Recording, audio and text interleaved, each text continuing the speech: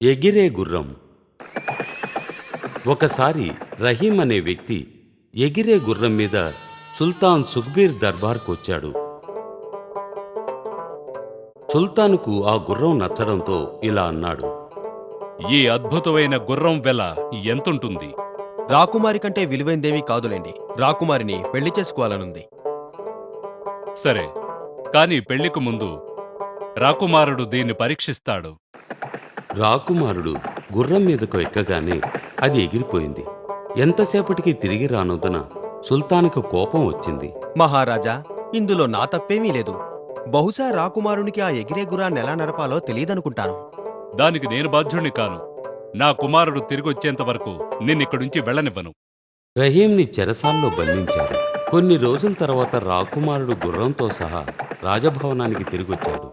ఇప్పుడు నిన్ను వదిలేస్తున్నాను, అయితే గుర్రాన్ని మాత్రం తిరిగివ్వను. రహీంకి కోపం వచ్చింది. పగ తీర్చుకోవాలనుకున్నాడు. కొన్ని రోజుల తరువాత రాకుమారికి జబ్బు చేసింది. సుల్తాను ఒక చాటింపు వేయించాడు. నా కుమార్తెను స్వస్థపరిచిన వారికి మంచి బహుమానం ఇస్తాను. రహీం వైద్యునిలా మారువేషం వేసుకుని రాజభవనంలోకి ప్రవేశించి సుల్తానుతో, గుర్రాన్ని రాకుమారిని తీసుకురండి.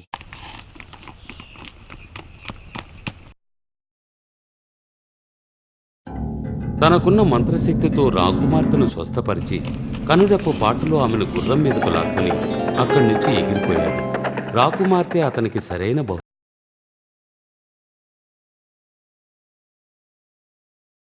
ఈ వీడియో మీకు నచ్చినట్లయితే లైక్ చేయండి, షేర్ చేయండి, మా ఛానల్ని సబ్స్క్రైబ్ చేసుకోండి.